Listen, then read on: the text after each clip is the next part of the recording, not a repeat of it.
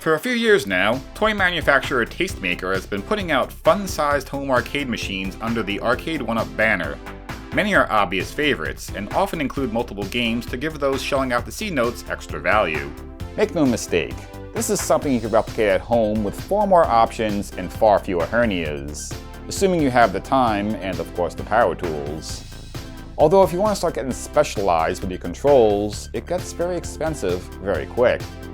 While items like trackballs and spinners cost more than your everyday average joystick, these are also widely available online from several vendors. But the one control that eludes many a home arcade builder? Atari's XY Directional Yoke. While Atari's Yoke would make a handful of games more playable in MAME, the one everyone is concerned about is Atari's 1983 coin-op classic, Star Wars. Some have cobbled together replicas with PVC and springs. For those with George Lucas couch change money burning a hole in their pocket, finding an old Atari Yoke from a decommissioned machine on eBay is an option. Likewise, a few enterprising enthusiasts sell well-built replicas that interface to modern hardware without headaches. But again, expensive. In late 2019, with the help of replica vendor Allen One, Arcade1Up finally brought the Atari Yoke to the masses with the release of their Star Wars home arcade. And while Arcade1Up's Yokes aren't the same high-quality metal construction as Allen One's offerings, they promise the feel to be unmistakably similar to the 1983 arcade original. I'm not typically the type to clear out floor space for an Arcade1Up machine, but the promise of being able to play the classic Star Wars game at home for a somewhat affordable price, with coupons and sales, was too great of a temptation to pass up. Here's that large behemoth of a box, 47 3/4 inches wide, 23 3/4 inches high, and 11 1/4 inches deep. And this thing is heavy, weighing 92 pounds according to the specs on the site. It took me a while to get this thing unboxed because I spent way too much time fixated on the stage picture adorning the box. I love that this kid's rec room still has that throwback 70s charm, and the dog is given that look as if he cannot believe what's going on. I wonder if there's some backstory there. Like the dog's bed was where the Star Wars machine now resides, and so he decided to go on the couch, even though he's not allowed on it. But his human is too busy shooting down TIE fighters, reliving the glory days of the arcade he's too young to remember. And thus the defiant look to the camera. And what am I doing? I have work to do. The box flap itself is protected by a couple of gold foil stickers pleading with you not to return it to the store if there are any problems. Yeah, right. There's no way I'm lifting this thing back up. If there's a problem, I want a house call. Once you get it open, you'll see that the box contains more boxes. Placed prominently on the top is the documentation, as well as a bag of hardware, and also some delicious silica gel. One of the boxes is helpfully labeled Empty Box. Unsurprisingly, it was the easiest box to pull out.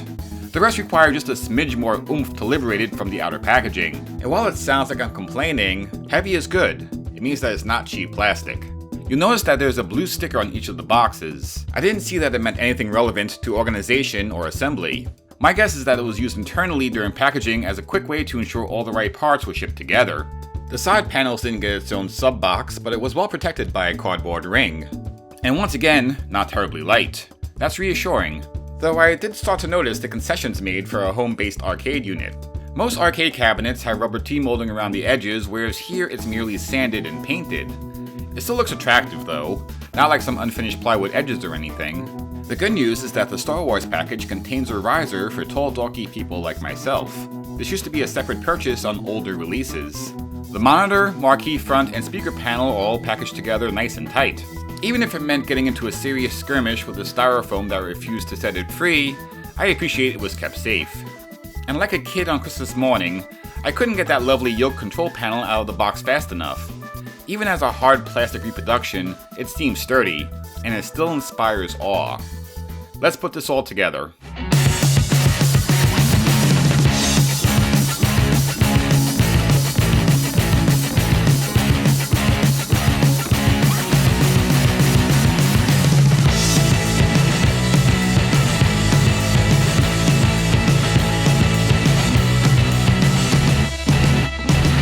Putting this all together was super easy, except not really.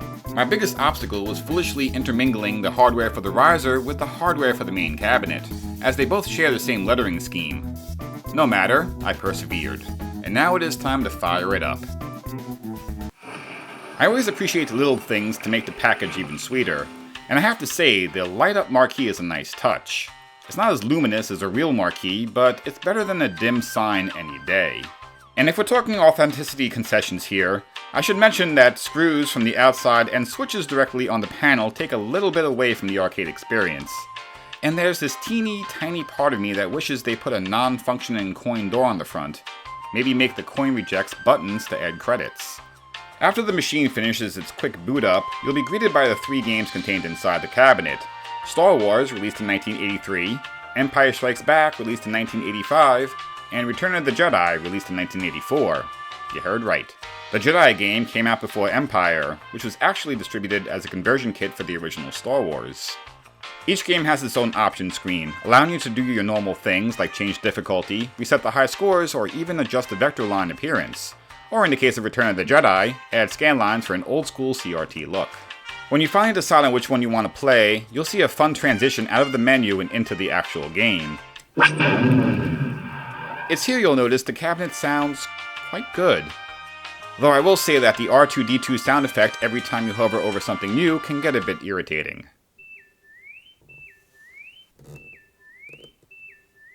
If you don't remember, let me summarize the titles for you. Star Wars recreates the climactic Death Star battle in glorious vector lines. You have to shoot the TIE fighters, towers, cannons, and their respective fireball projectiles to stay alive long enough to shoot your torpedoes into the exhaust port of the Death Star. Repeat as many times as possible for a high score. And since the top 10 list is pre-populated with some lofty point goals, you'll have to practice to earn the respect of future wannabe Jedi pilots. And yes, the trick of using the Force for bonus points still works. Empire Strikes Back, as I mentioned before, was an upgrade kit for the original game. While the basics remain the same, Empire Strikes Back adds some variety to the Star Wars formula. You even get to use tow cables.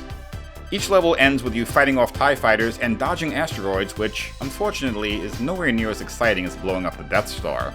Nonetheless, it's still worth firing up when you need something a little different.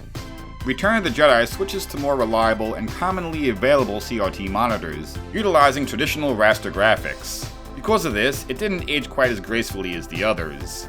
The 3/4 isometric perspective is also discombobulating. Judging the position of obstacles and traps while scrolling can be a bit of a challenge, with a lot less time to react because of the limited view.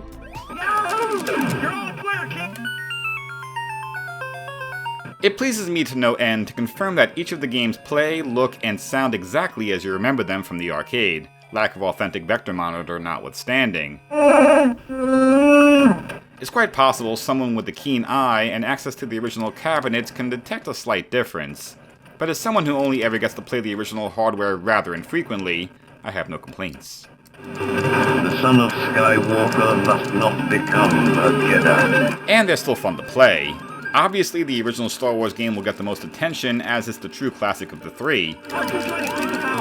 But there's plenty to enjoy with the other 2 titles, especially in the quaintly primitive digitized voice clips and licensed music tracks. Wonderful. We are now a part of the tribe. That's it. I have to say that I enjoy this machine and I adore the design. Tastemakers did a great job with this, and any complaints that I lodged were just nits I had to pick. Purists may scoff that this is not an exact replica miniaturized of the arcade original, but I think that Arcade1Up did a great job striking a balance between arcade graphic design and then also user friendliness. If you're in the market for one of these things, there are a couple of points to keep in mind. First of all, for a toy, these things are pricey, running between $400 to $500. Now, granted, this one does go for $500, but there are always sales to be had, so keep your eyes out. For example, this one I bought for $400 at Walmart on an ongoing sale, and not a week later, Amazon advertised the one-day sale of the Star Wars cabinet for $349. So keep that in mind. If you're not in a hurry, you might find a great deal on this. Secondly, once you do splurge on one of these things, you may want to bribe a friend to help you out. Not only is the box a huge, heavy beast, but putting it together, there were a couple of steps where I realized that an extra pair of hands would have definitely come in handy and made the job a lot quicker.